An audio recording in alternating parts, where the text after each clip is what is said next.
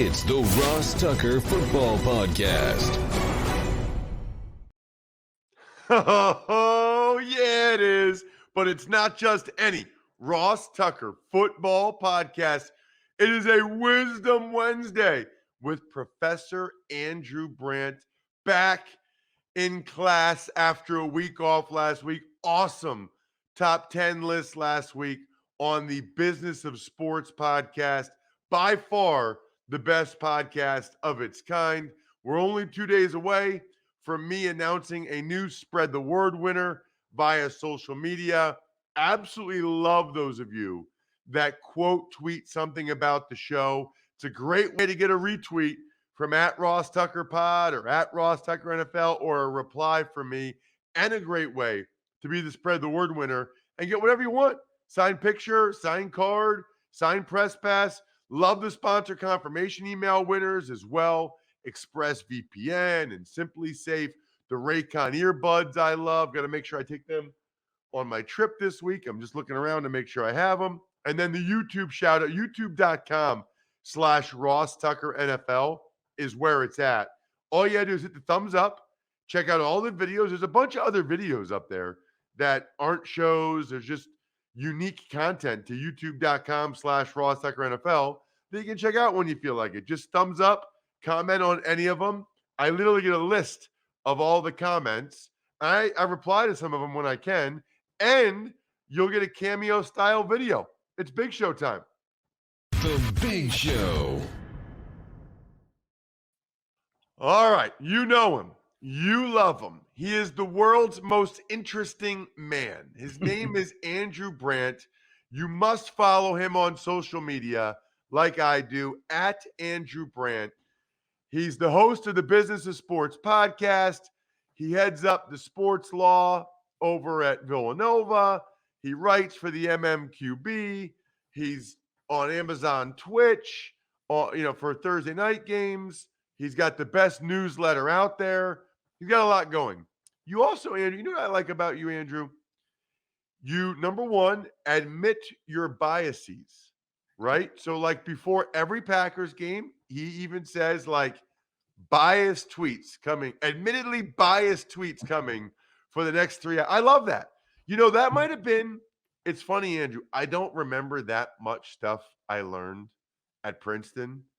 But the two things I remember that were really, really hammered into you. Number one, consider the source for anything you ever hear or read, including their inherent biases or the biases that they should have or could have. And then number two, make an argument and defend it, which includes having a great understanding of the counter arguments and attempting to refute them. Like, I swear, Andrew, if you said to me, what did you learn from college? I think it's those two things. Those are great things. I want to address those in a second. First, on the Packers. Listen, I know a lot of people in the NFL who worked for NFL teams that are not like me. They kind of feel, okay, yeah, I was there, and maybe things didn't end well for them with the team or whatever it is. I think what's doing it for me, frankly, is my sons. My two boys grew up in Green Bay, and they have a strong passion for the team. So I follow that. I mean, I guess it's that simple. It's really, I have strong, warm feelings about living there, warm feelings about working there for 10 years. But if not for my boys, I probably wouldn't be like this. But in sort of full candor, that's really it. I mean, my boys, we watch the games together, whether we're here or separate places. And that's it. The other thing you just said reminds me of negotiating, because I negotiated back to the Packers over 10 years with, I'd say, over 150 different agents, maybe 200 different contracts, 300 contracts, and maybe 500 contracts. And that's what I would tell every agent. Like, listen, you can make any argument you want, but defend it. What got me so frustrated as a team negotiator, and maybe I was like this as an agent, maybe I was, is delusion about their player. Delusion. And the one thing you sort of call an agent on it and say, would you be saying that if he wasn't your client? Because you'd have guys that, Ross, like run of the mill players. Oh, he's the best steal in the draft. He's the best steal in the league. Like you just said, what you learned at Princeton. Make any argument you want, but be prepared to defend it. So it's interesting, Andrew. The only one of my NFL teams that I really have an affinity for is the Buffalo Bills. Hmm. I feel nothing towards the Patriots. I feel nothing towards the Cowboys. I feel a little bit for the Washington football team because I started and ended there, Yeah. which is unique, and especially to start, like making it as an undrafted rookie free agent out of Princeton, that'll always have like a warm place in my heart, but not really. The team that I have an affinity for is the Bills, and honestly, to your point, now it's the Eagles Yeah. for three reasons. Number one, I grew up an Eagles fan. So every year I get further removed from playing, that comes back a little bit. Number two, I work for them. So whether it's the pregame show or preseason television, I have sort of a vested interest, right? Like, they win, they make the playoffs. I get to do one more pregame show. Yeah. Like it's not much money, but it's a little bit more money. And then number three, to your point, where I live and my friends and family, they're all diehard Eagles fans. That's actually the biggest of the three because I'm on all the text message threads, like with my brother in law and my father in law or my buddies from high school. And like, it's just more fun to be involved with that when your friends and family are excited about it. It's like that's the biggest reason, more so than I might get one more pregame check. You know what I mean? Yeah. This is a good discussion. My second team is the Eagles, and I'll tell you why it's not another team, and that'll segue to our topics. Eagles, because yes, my wife's from here.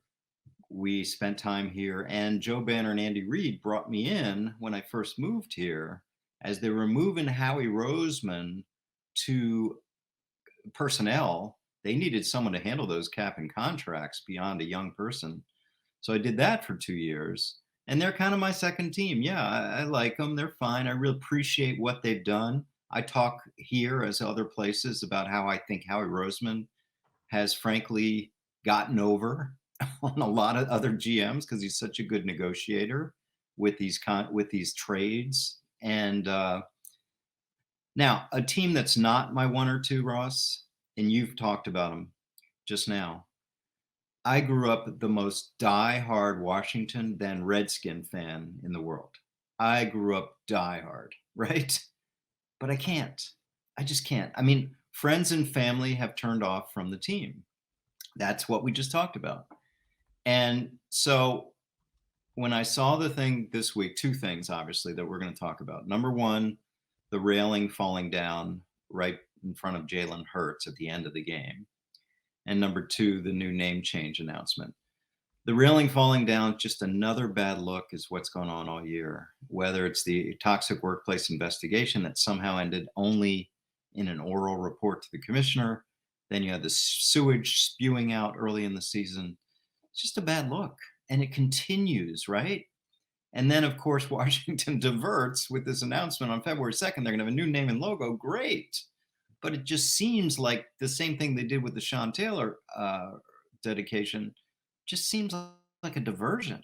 Like maybe they wait a couple weeks to announce that. And I like Jason Wright, the new president. He's been on the podcast. He's been on the Business Sports Podcast. Great guest. But it just seems so obvious this is a diversion.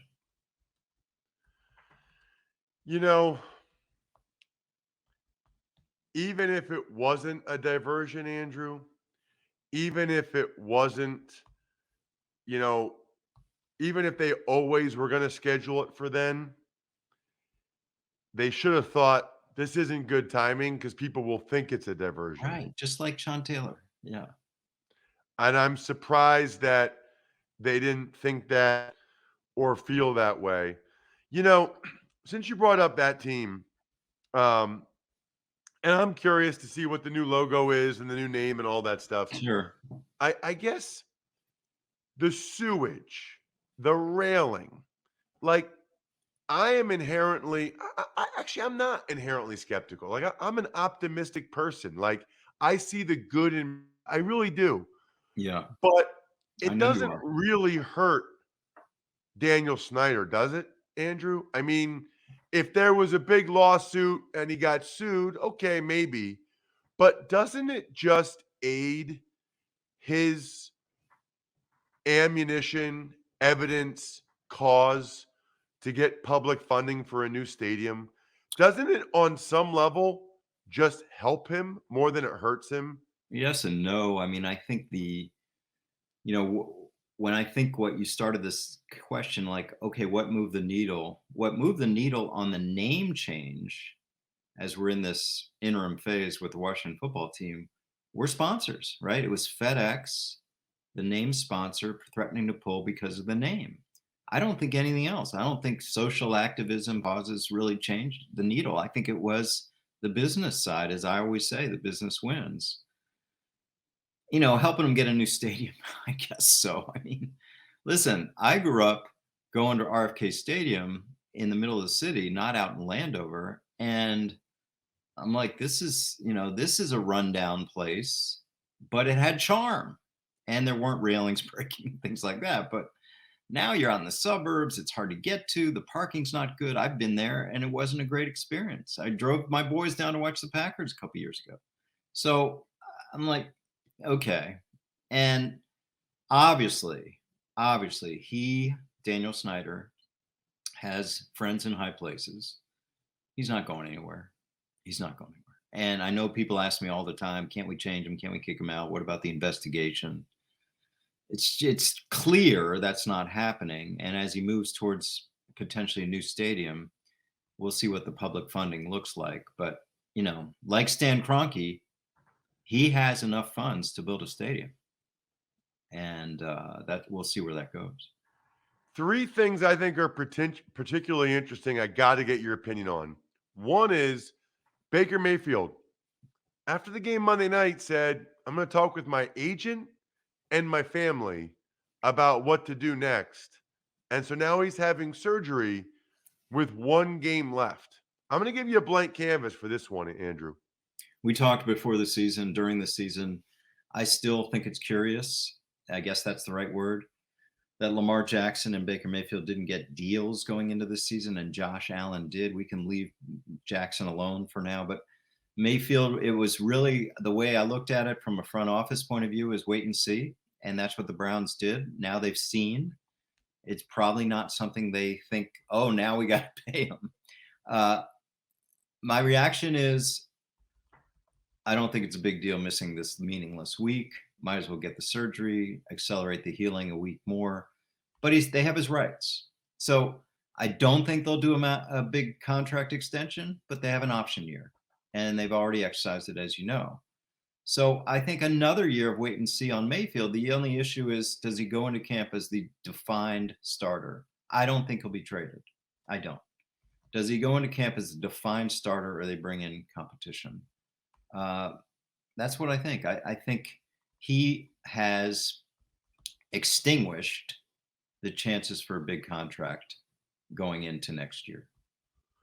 Gosh, they must be so happy they didn't give him a big contract. The next one, Andrew, Antonio Brown, blank canvas, man.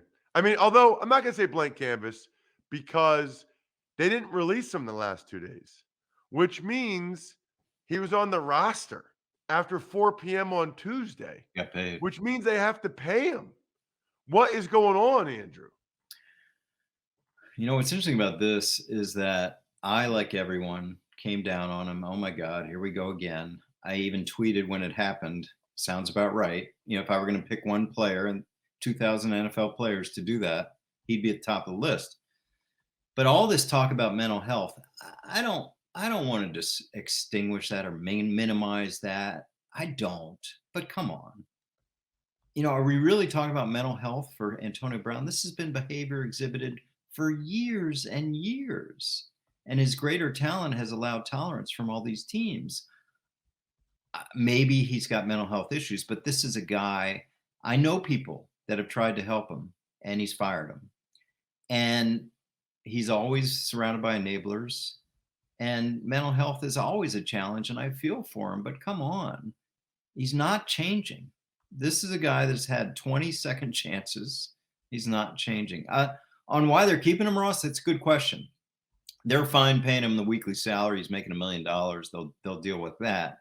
While I guess if I had to put myself in their shoes, they're figuring out the legalities. There will be lawyers of the injury situation, which now we're hearing he couldn't have played with a bad ankle or didn't want to play because shouldn't have played, whatever it is. Although he played 10 minutes before he walked off. So I think they're checking with the lawyers, seeing how they designate this release. I don't think he'll be on the roster end of the week. Yeah, I don't put a whole lot of credence into the ankle injury story. I mean, I Yeah. don't think if your ankle was that bad, I don't think you would have been doing the exiting the way he exited the stadium. Yeah. I think they're trying to figure out, number one, how to not pay him, and number two, maybe how to make sure he doesn't go on any other team. I don't know. I mean, that could be a possibility, right? Can you see a team claiming Antonio Brown? Really? I mean, it's almost like the Deshaun Watson trade discussion, different circumstances. I can't. So, Andrew, what about the COVID list and the new CDC guidelines? This happened last week.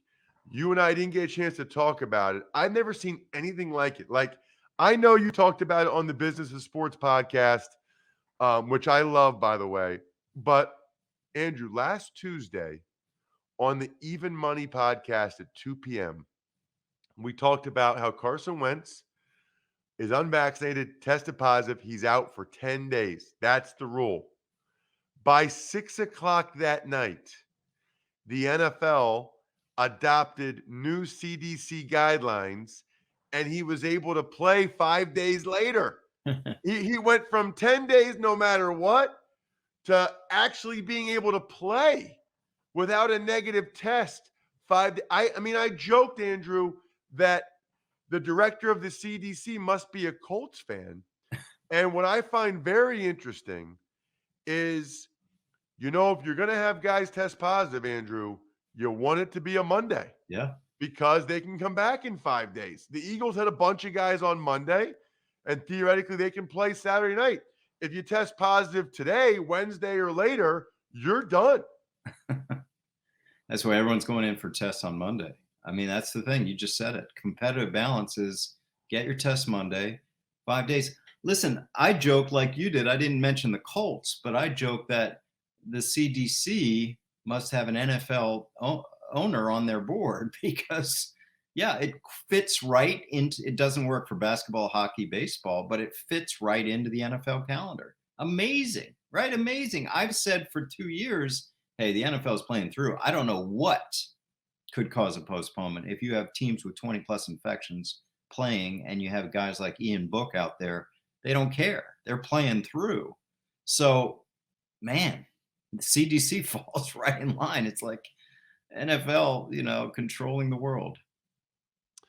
You got to check him out on social media. That's the key, at Andrew Brandt. That way you see all the stuff he's involved in. It's a lot. You get the newsletter, everything else. Business of Sports, there's not another I'm sure there's, I take that back. I'm sure there's another podcast like it, but if I've never heard of it, it can't be nearly as good as Andrew's, which everybody's heard of. And I like you said, Andrew, you called out Washington yesterday for the timing of that, even though you've had Jason Wright on your show, and you even tagged him in the tweet. You're like, hey, I like him, but I'm going to call it like it is regardless. Most people in sports media are afraid to do that because they need that. They want that guest. You just don't care. And I love it. And it's why you're as genuine and authentic as there is. Thank you so much. I think it's because I'm getting old. You got to be true. The older you get, you just don't care. Yeah. All right. Thanks so much, Ross. Always enjoy these. Absolutely. That was awesome. You know what else is awesome? ExpressVPN. I will be flying to Dallas and then Dallas to Las Vegas. I'm in hotels.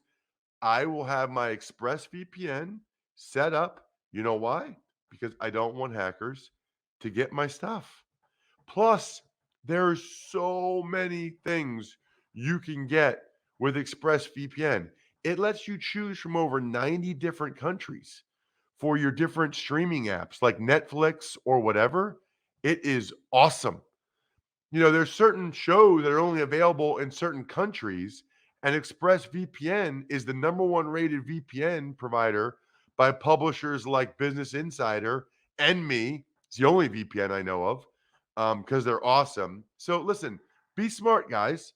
Protect your data and stop paying full price for streaming services while only getting access to a fraction of their content. Visit expressvpn.com/Tucker right now and get 3 extra months of their service for free. That's expressvpn.com/Tucker. expressvpn.com/Tucker to learn more. Tuck's Takes. Morning, Ross. Let's start with the COVID list, where the biggest names to go on this list were probably Lions tackles Penei Sewell and Taylor Decker. Right, but they went on the list on a Tuesday, so they can still play on Sunday. So you want to go on the list on Monday would be ideal, or Tuesday. Anybody that goes on the list after today, you got major problems. So Sewell and Decker easily could be back out there for the Lions on Sunday in a game where they, could really use those guys. Tuck's Takes. Following up with what you and Andrew talked about regarding Baker Mayfield having his surgery this week, any other thoughts? Not a real big fan of the way he's gone about this. Doesn't really make a whole lot of sense to me. First of all, I didn't like that after the game, he says, I'm going to talk to my family and my agent about what I'm going to do next. Excuse me, Baker, aren't you still on a football team under contract for next year? Sounded like a guy that was going to be a free agent or doesn't really feel like he's part of that team. Shouldn't the Browns, like the owner, the head coach, the GM, be privy or part of those discussions? I'm all for doing what's best for you, but the way he presented it, I didn't love it. And then to me, it's kind of weird that he's skipping the last game. All year he gets credit for toughing out these injuries, for being there for his guys through thick and thin. I don't really know why he played Monday night if he was just going to have the surgery this week anyway. It doesn't make much of a difference if he waited 4 or 5 more days. If I were him, I would have played this last game probably so that I could at least say, listen, I stuck with my guys and I fought through this all year. But now he doesn't even get full credit for that. Tuck's Takes.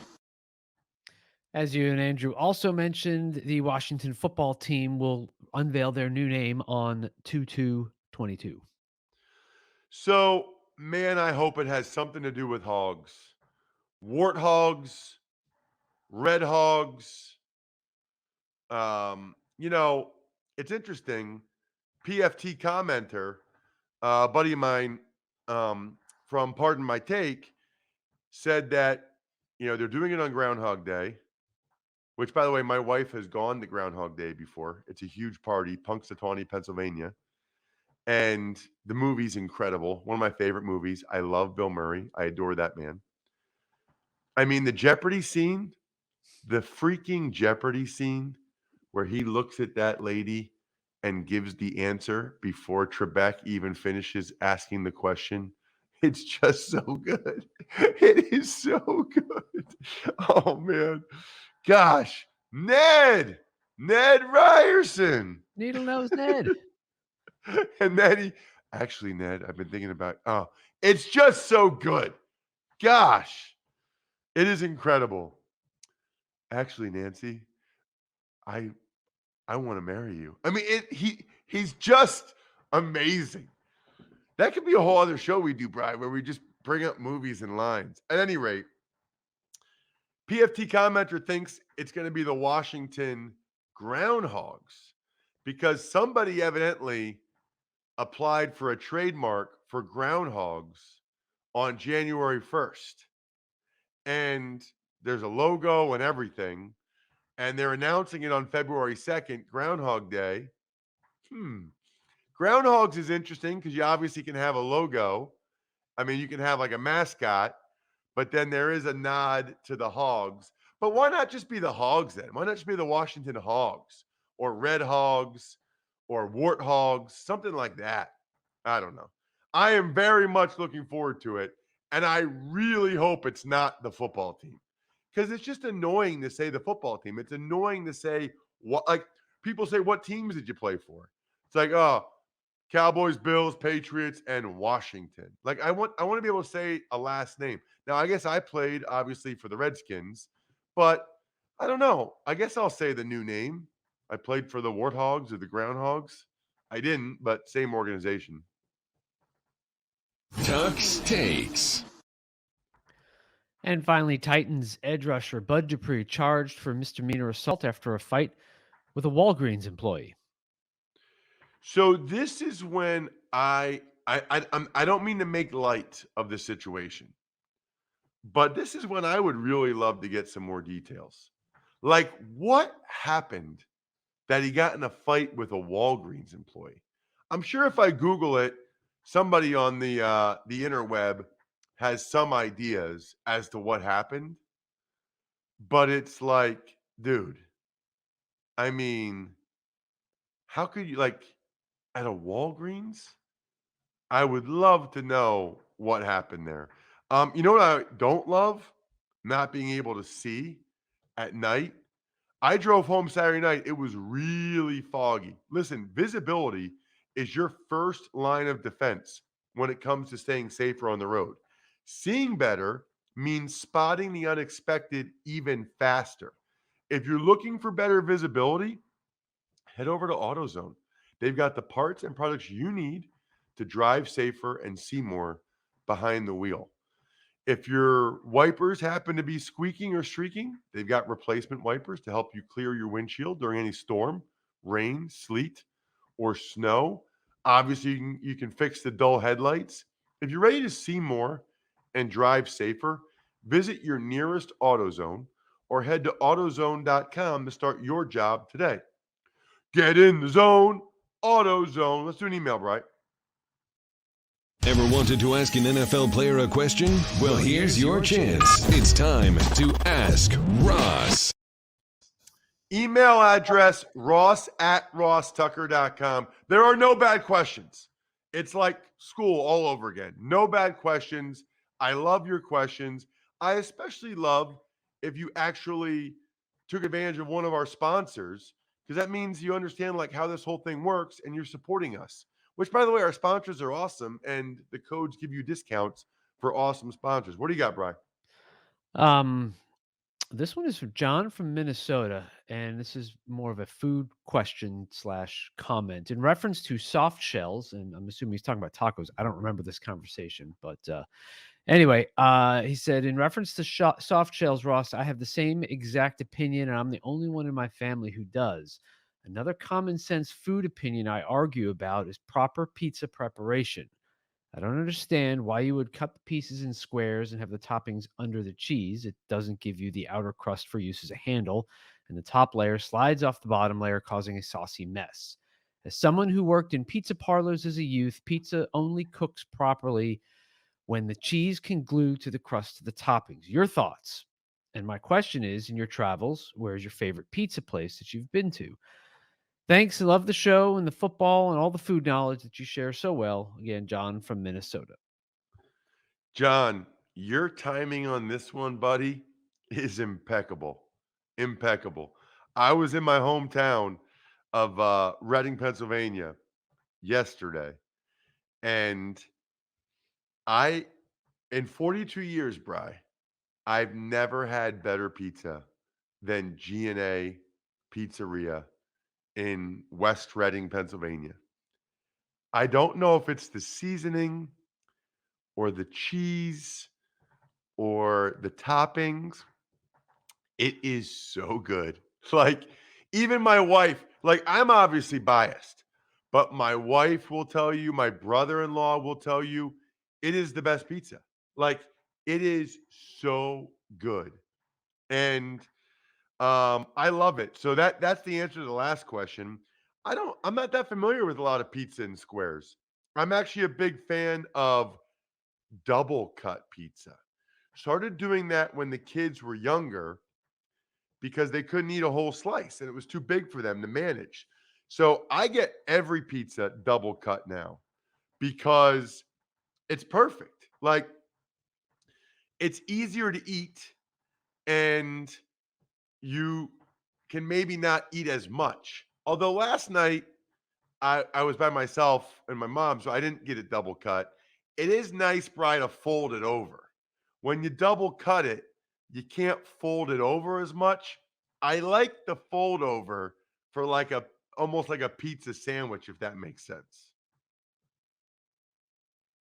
You gonna chime in, Bri? Anything No, I'm here? good.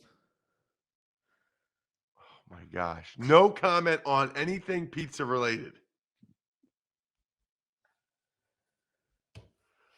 Shout outs, Pizza Boy Brewing. Love Al's Pizza as well. I like the ham there. Sporticulture, Vision Comics with an X, HumanHeadNYC.com, SteakhouseSports.com. The opposite of a shout out for Bri. I think we're done here. Thanks for listening to the Ross Tucker Football Podcast. Make sure to also subscribe to the Fantasy Feast, Even Money, Business of Sports, and College Draft. All available at Apple Podcasts, rosstucker.com, or wherever podcasts can be found.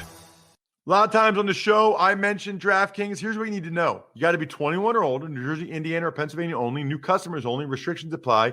See DraftKings.com/sportsbook for details. Gambling problem, call 1-800-GAMBLER, or in Indiana, 1-800-9-WITH-IT. By the way, if what I was talking about included a deposit bonus, doesn't always, sometimes it does.